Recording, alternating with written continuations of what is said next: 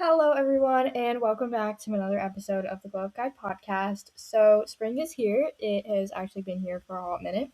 The first day of spring was all the way back on March 22nd, which means it is time for a little reset and refresh, a new bucket list, glow up tips, everything spring. Before moving on, let's do podcast updates and life updates.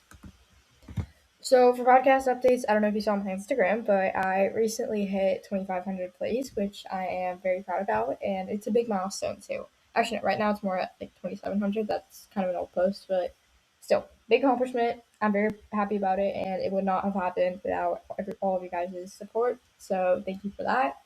And then life updates. Let's see.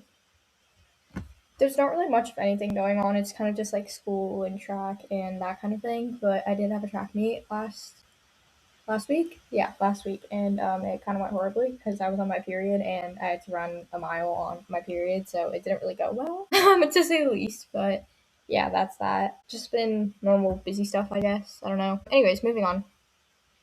So let's do one thing we're grateful for and one thing we're happy about, plus our book of the week. One thing I'm grateful for is kind of a random one, but like being in a stage of life where I don't have to have everything figured out yet. So I'm really happy about that, honestly, because I've seen some of my older friends, they're getting all of their like college decisions right now, and they're all trying to figure out what college they should commit to and all that stuff. And it seems like chaos. And so I'm really glad that I'm not in a stage of life where I have to actually have it all figured out yet. I can kind of just exist, I guess. I'm very happy about that because they all seem very stressed out, and that's not really a state of life I want to be in right now. So I'm very happy that it's like fine if I don't have all the answers. No one expects me to, anyways. So really grateful for that. And then one thing I'm happy about is the weather is finally getting nicer out. The weather stopped being bipolar for the most part. It still kind of is, but that's not the point. It's getting a little bit warmer. We're in like the mid 60s, low 70s. So it's been nice out. And I'm really happy about that because now I can actually, do my work at my track meets instead of just sitting there doing nothing because my hands are too frozen to actually like do anything with them. So that's nice. I love the warmer weather. It's really nice out. And it's also like such great running weather. Like just the other day, it was like absolutely perfect outside, and it felt so good. Runs just like hit different when the weather's nice. So happy, I'm really happy about that. And then book of the week, don't have one because I'm not really reading anymore. I don't know, just don't have a time, I guess. So I don't know. Might cut that bit soon enough because I haven't had a book of the week in like a really long time. But yeah, anyways, so that's all for our introduction, I guess. Let's move on to the actual episode. Okay, so first things first, we need to clear out the old to bring in the new. Winter kind of sucks for a lot of people. Actually, I mean, this winter wasn't so bad. We got like an entire week off school because it snowed, and then the snow like kind of froze over. So yeah, and then it got too thick for the snowplows to do anything about it. So we were all kind of stuck at home. But it was great. It was great. I'm very happy I did not have to go to school for a week. But yeah, case in point, it is cold, sad, and mostly unfun in the winter. But now it's not. Spring is here. I am now wearing shorts again on my runs, and life is good. I always feel like spring is a second chance. If you messed up the past few months, it's fine. Because spring is your second chance to finally get it right. But in order to actually move into the new season, we need to clear out the past season. The first step in our little reset and refresh for the upcoming spring season is cleaning out physical clutter. Cleaning out your physical space is the first step in creating room for the new habits and new opportunities to grow. So take a quick or not so quick look around your entire space. Is your desk organized? Is your room clean? Are there piles of papers everywhere that you say you're going to throw out but just simply never get around to? Sometimes cleaning up your space can have a surprisingly strong effect on your mindset. So it's time for spring cleaning. Actually, no, I've always hated it. I hated it and like never really understood the concept of spring cleaning. After all, a clean space means a clear mind, and that is exactly the kind of mindset we want for ourselves going into the brand new spring season. Anyways, the point is to do some cleaning and not just like putting things back where they go and doing some laundry and calling it quits. No, actually like go through your space or spaces, do like a serious deep clean. I always say deep cleaning your space is something that should be done at least twice a year, once before New Year's and another time when transitioning from winter to spring. It kind of just feels like symbolic. I don't know. Um, but you really should clear out the clutter. It doesn't have to be that huge or perfect either. You don't really have to Marie Kondo your entire house or something crazy like that. If you want to, go right ahead. But most of us just don't have the time for that, or the energy and mental capacity in my case. But it doesn't have to be like that. You don't have to get rid of 200 trash bags worth of stuff or repaint the walls and rearrange all the furniture. The goal is to clear out the old to bring in the new. So start small. Start really small if you have to in order to build up that momentum, because momentum is what keeps you going with tasks. Which is why I always say you should start with the easy things first and then progress. So do one small thing today. Pick up that stack of papers that need to be thrown away and put them in the trash, or just shred them if that's what you do. It will feel really good to do so. It always feels really good to do something you've put off for 3 weeks in a matter of 5 minutes. I know it will. And then you will be left wondering how you put off something so simple for so long, and most of the time that's all it takes to build up the momentum you really need to do everything else. I like to split deep cleaning across like a certain period of time, maybe a week or a few days, a long weekend if you want. But it has to be like a set period of time. You can't just like extend it for no reason because otherwise you're just not going to get around to it. Or it just never gets done. Just never gets done. Keeps going on and on and on until it never gets done. But yeah, take the first day to do like a whole bunch of really easy things and then do the harder and harder things until they all eventually get done at some point. The thing about deep cleaning though is that once you really get into it, you just can't stop. And this is coming from someone who despises cleaning with all her heart and soul. It's about building momentum and using that to your advantage. The next step of our little clutter clearing is clearing out digital clutter. A lot of our time and energy is spent online, so you want to take the time to make sure that your digital space is clean too. Your digital space can affect you just as much as your physical space can. So you want to keep it clean and pretty. Start with basic housekeeping tasks. Delete old files you no longer need. Delete apps you no longer need. My mom has so many apps that her phone storage is literally done. Like it's just done. It gave up. Her phone barely functions some days because her phone storage is literally that full. I think there's less than like 0.1 free gigabytes left on it. So don't let your phone get to a horrendous state like that. If you don't know what an app is or why you have it, delete it without even looking, because looking wastes time and might cause you to think, well, what if I need it someday? And then you end up keeping it and it just wastes space for no reason. Spoiler, if you didn't even know what the app was or why you had it, then you probably have had the app for a very long time and just never used it, which means you are highly unlikely to use it anytime in the near or distant future. You can also reorganize your files into relevant and like simple folders, assign names to those folders, unsubscribe from emails you no longer need, and then delete those emails that you no longer need by unsubscribing and deleting those emails from like random bloggers and such. I once reduced my unread emails from nearly 3,000 to just like 190 something, I think. So that's a really big difference to delete those emails. I mean, it's kind of a monotonous task, but it doesn't really take that long to delete a crap ton of emails. Make a game out of it if you want.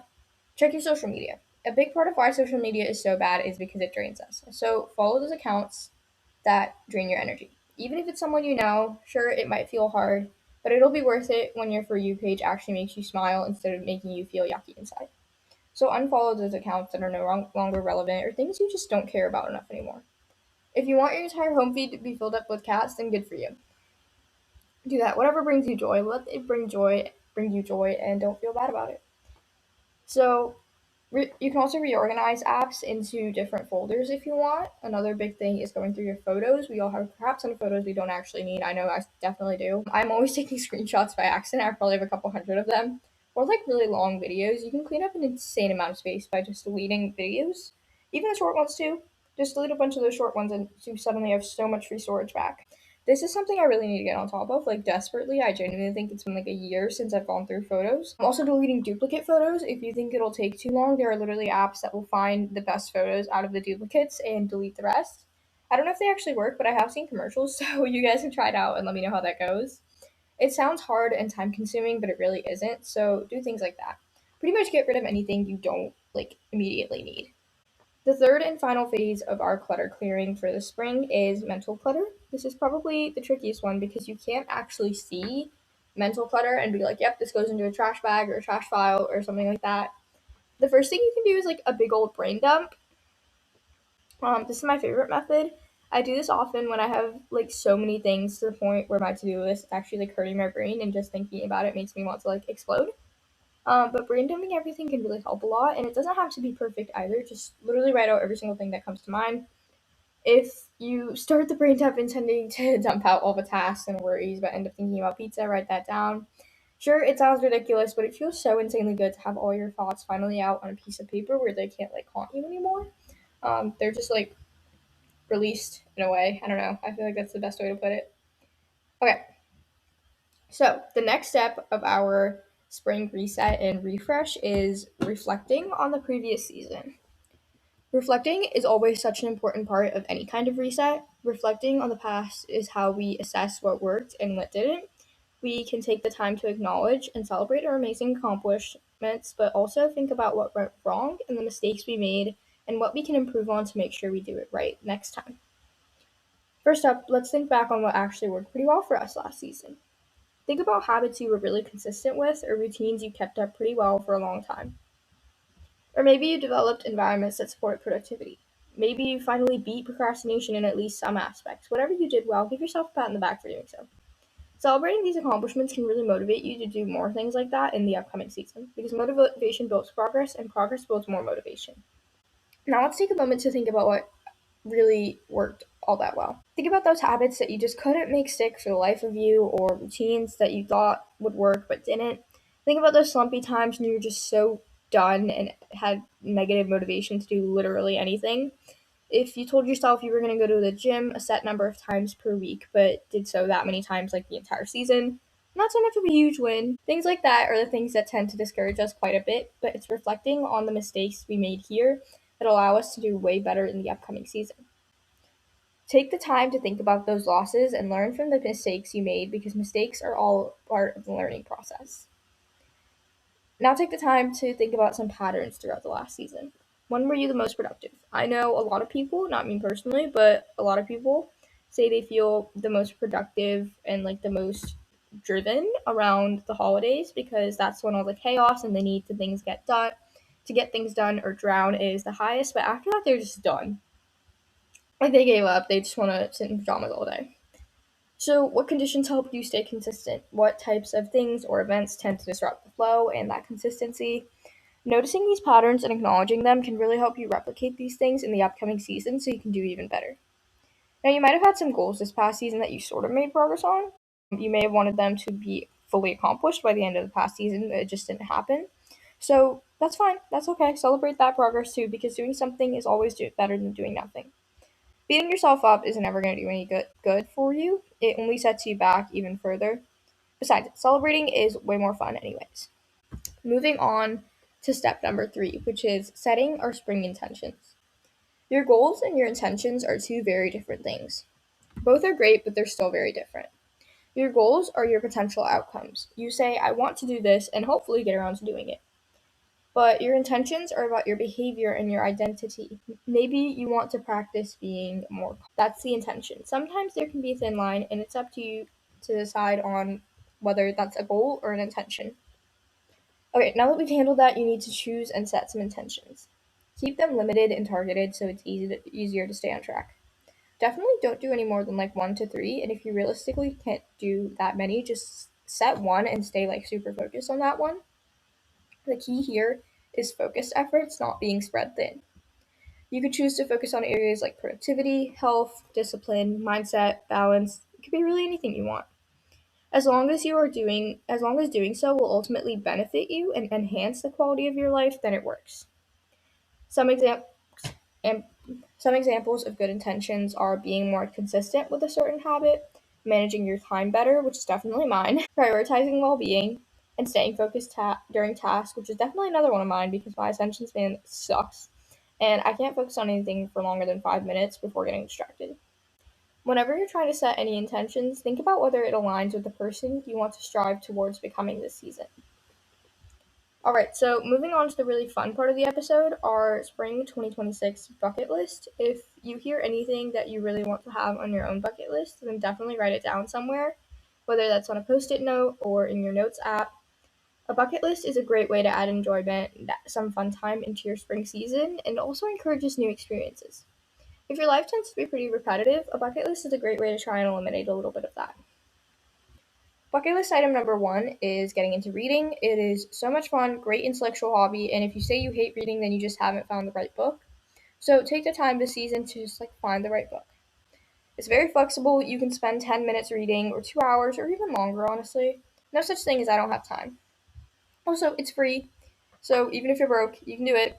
All you really need is a library card and you're set. I mean, you can buy books if you want, but I don't really believe in buying books because honestly, there's better things to spend money on, especially since library card it works. Bucket list item number 2 is to try out a new hobby. It can be any hobby your little heart desires.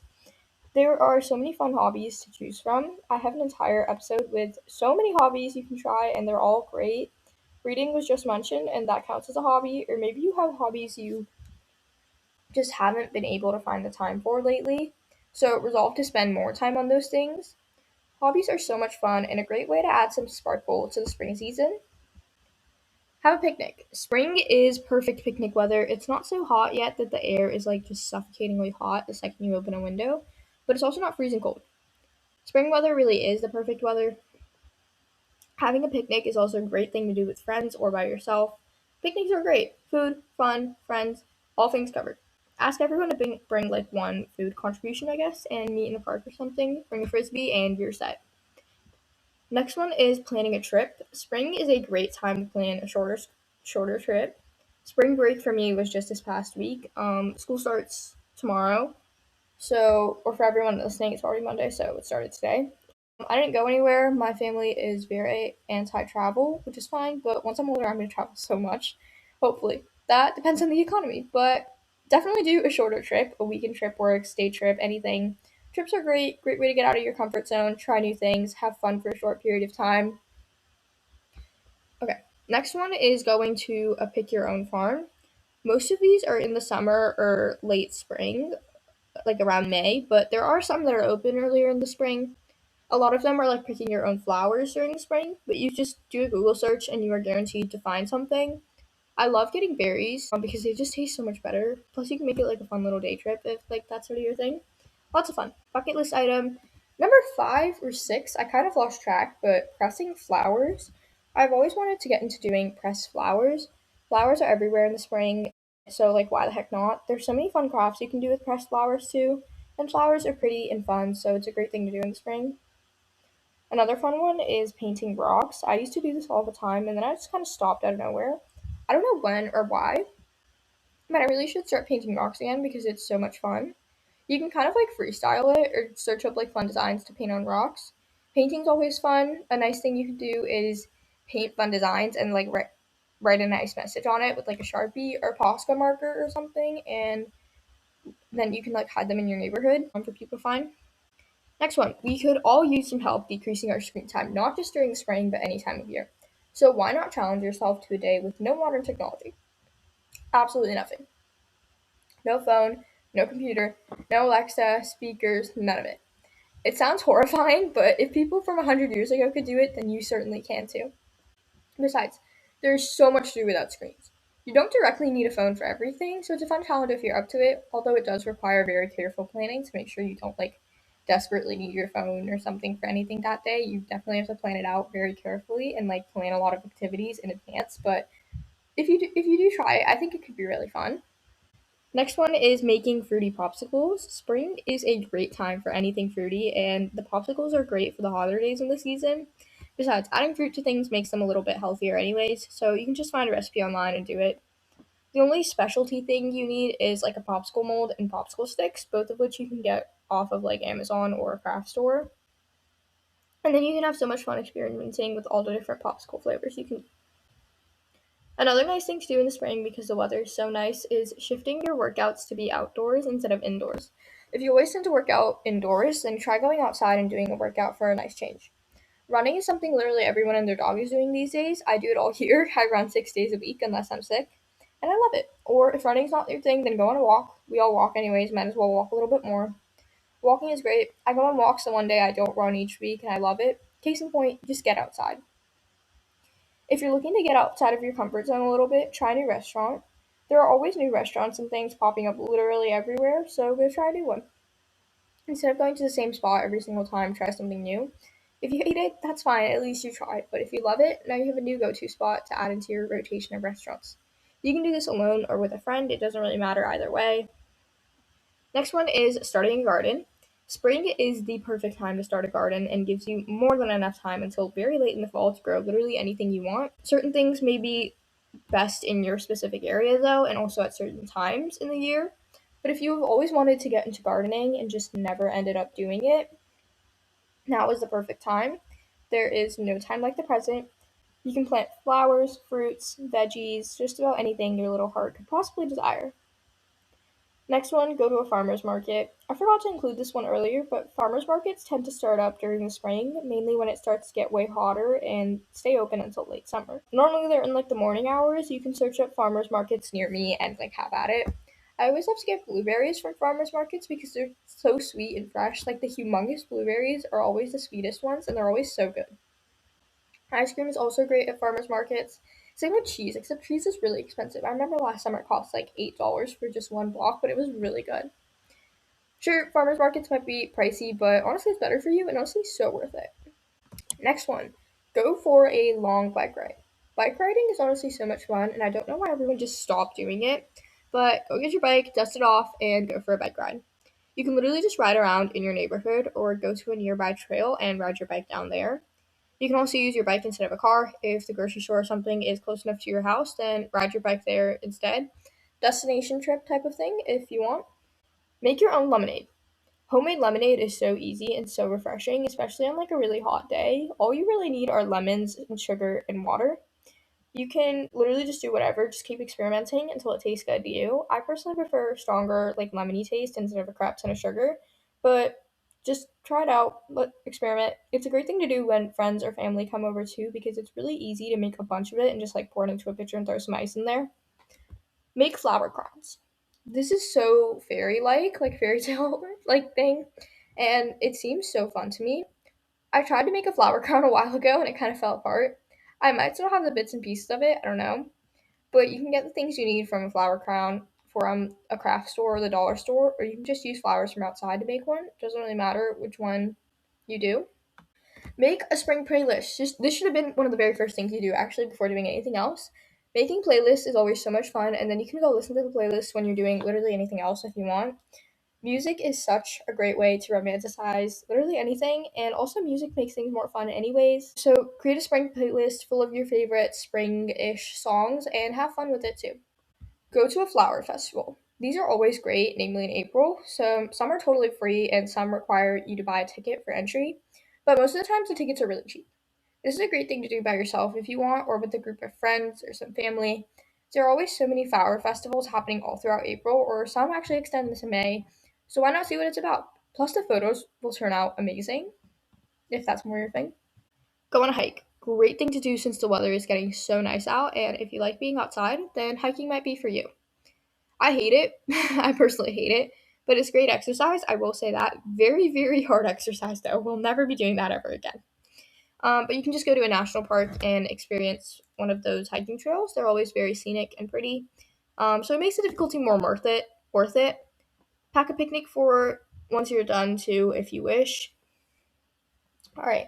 So bucket list item number 20 is making a scrapbook of all your spring memories. This is the one I saved for last because it's a documentation type thing.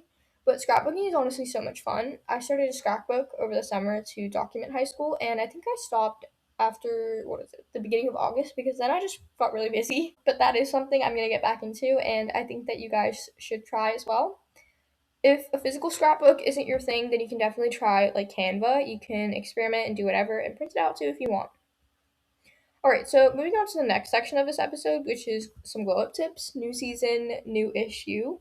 Basically, glow up tips like these can be a great confidence boost any time of year. First thing, get moving consistently. Moving really is magic.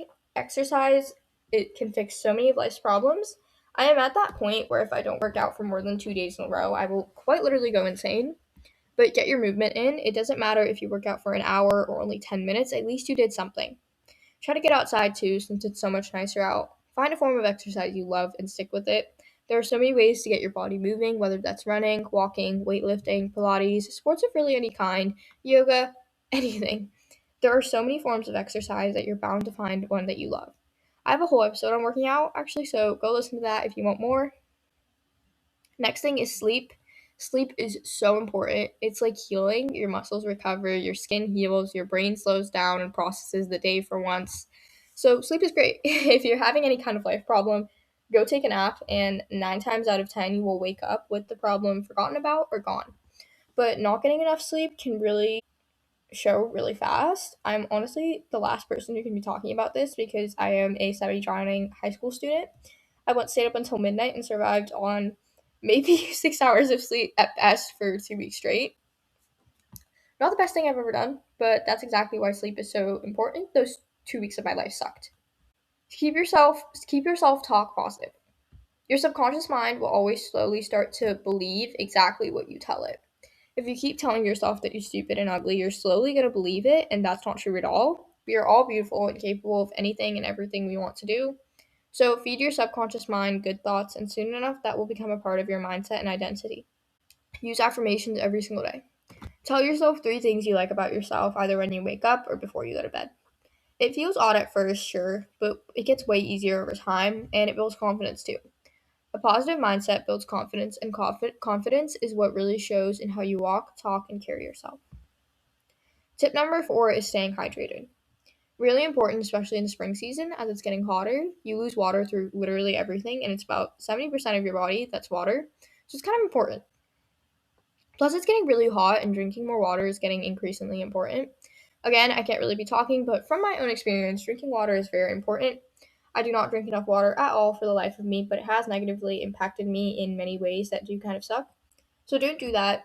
Drink your water. Eat fruits and veggies high in water. If you're having any skin issues, very likely due to a lack of water. A general rule is drinking half your body weight in ounces, so it's pretty simple. Next one, avoiding comparison. This one is huge if you want to preserve your confidence and your identity. Comparison is a never ending trap that is very, very difficult to get out of. So don't get into it in the first place, which is honestly easier said than done. Especially with social media, we are always shown the highlights of everyone's lives, but the reality is that a day is a whole lot longer than a 10-second reel on an influencer's Instagram page. They want you to think that they are perfect when no one is perfect, and that's what started the whole comparison trap. You're always going to be left not feeling good enough no matter what you do because it's just an infinite loop that is really hard to get out of. So don't let yourself fall into the comparison trap this spring. The next step is to try really hard to eat healthy this season. Obviously, it's impossible to always eat healthy no matter what, unless you're like the top 0.1% of people who somehow do that. Congratulations to you. Sometimes life just happens, and sometimes we just want a piece of chocolate. For me, it's personally easier to just say no than to let myself have a little bit, but the 80-20 rule tends to work for most. Try to eat more fruits. Berries are great in the spring. Eat fruits and veggies high in water to improve your health and prevent dehydration. Find a couple of different fruits and veggies you love and have some on hand at all times. Keep a variety. Trail mix is another easy snack that you can make a bunch of and just snack on. Fairly healthy too. Try to have fruits and veggies with each meal. Just do what you can. Just try your best and it should work out. Okay, so those were just a few of many things. Above all, improving yourself is a key for a spring glow. Anyways, that was all I had to say for this episode. To end off our episode today, I have a quote for you guys from an unknown author. It goes, reset, readjust, restart, refocus as many times as you need to. Bye, guys. Rate, review, follow, and share this podcast. Please, please, please go follow me on Instagram. Drink some water, and I love you all.